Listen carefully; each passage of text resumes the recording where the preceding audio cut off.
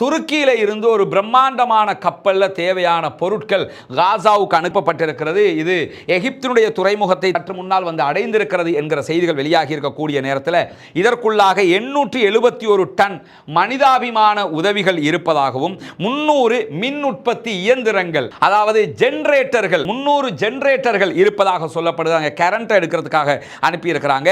அதே போன்று மொபைல் கழிவறைகள், டாய்லெட்டுகள் 20 இருப்பதாக சொல்லப்படுகிறது. 10,460 கூடாரங்கள், தற்காலிக கூடாரங்கள் அனுப்பப்பட்டிருக்கிறது.